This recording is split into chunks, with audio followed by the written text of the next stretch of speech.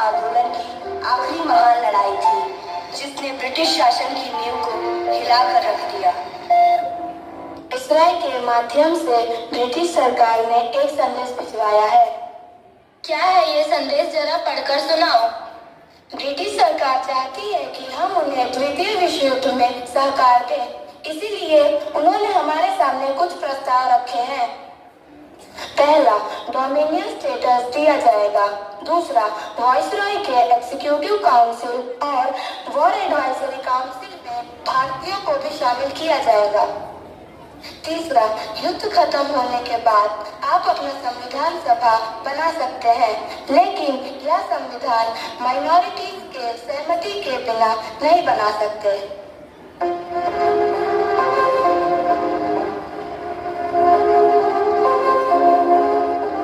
हम इस प्रस्ताव को खारिज करते हैं क्योंकि हमें पूर्ण स्वराज चाहिए।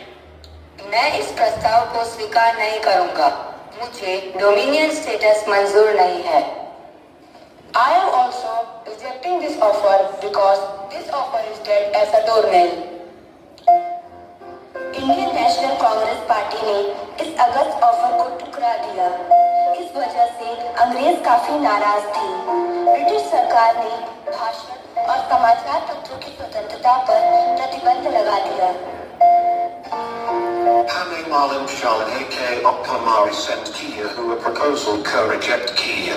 Hame Second World War के लिए आपका help चाहिए। जी हाँ, हमारे किसी भी सदस्य को यह प्रस्ताव मंजूर नहीं है। चलिए ठीक है, हम आपके प्रस्ताव को स्वीकार करते हैं, लेकिन हमारे दो शर्तें हैं। शर्त, युद्ध खत्म होते ही हमें पूर्ण स्वराज चाहिए। दूसरी शर्त, आधी सत्ता हमें अभी हमारे नाम सौंप दो। Complete freedom आपको कभी नहीं मिलेगा। You guys are going to pay for this decision. Soviet union और अमेरिका द्वारा ब्रिटेन पर भारतीय समर्थन हासिल करने का दबाव था।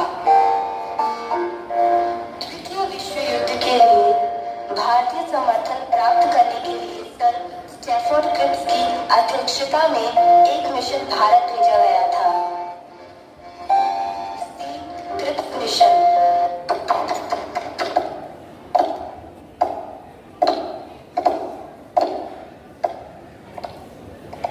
गांधी मीटिंग सेकंड वर्ल्ड के बात करने आया हूँ। को क्या बात करनी है?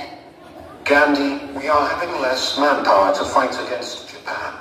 तो जापान से जीतने के लिए तुम हमारी help करो। ये रहे हमारे proposals।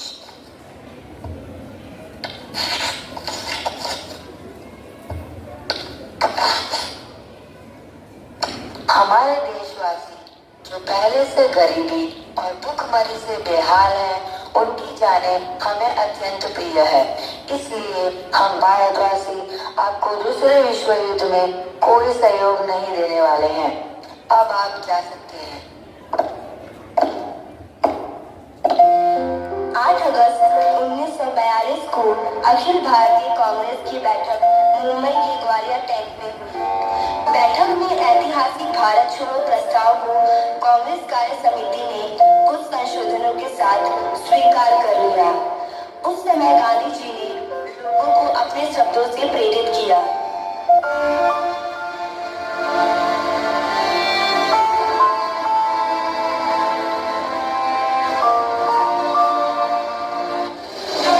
मेरे प्यारे भारतवासियों, संघर्ष किसी शर्त से नहीं शुरू हो रहा। आपने फैसला करने का संपूर्ण अधिकार मुझे सौंपा है। अब मैं वाइसरॉय के पास जाकर कहूँगा कि कांग्रेस का फैसला स्वीकार कर ले, लेकिन इतना तो आप जानिए कि मंत्रिमंडल से कोई समझौता नहीं करने जा रहा हूँ। मैं आपको एक मंत्र देना चाहता हूँ, जिसे आप अपने दिल में उतारिए। आपकी हर सांस के साथ इस मंत्र की आवाज आनी चाहिए। ये मंत्र है, करो या मरो। या तो हम भारत को आजाद कराएंगे या तो इसी कोशिश में अपनी जान दे देंगे। बापू, हम आपको इस भारत छोड़ो आंदोलन में अपना पूर्ण सहयोग देंगे। हाँ बाबू, हम आपको अपना पूर्ण सहयोग देंगे।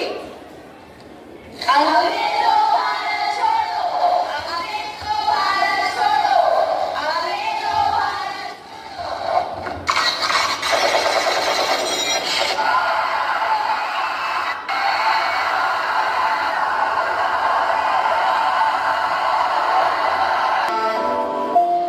आंदोलन की घोषणा के 24 घंटे के भीतर ही सभी बड़े नेताओं को गिरफ्तार कर लिया गया। अंग्रेजों की तमाम कोशिशों के बाद भी कई राष्ट्रीय नेता गिरफ्तार नहीं हो पाए। उनमें से एक अरुणा असफ अली भी थी, जिन्हें भारतीय स्वतंत्रता की ग्रैंड ओल्ड लेडी भी कहा जाता है।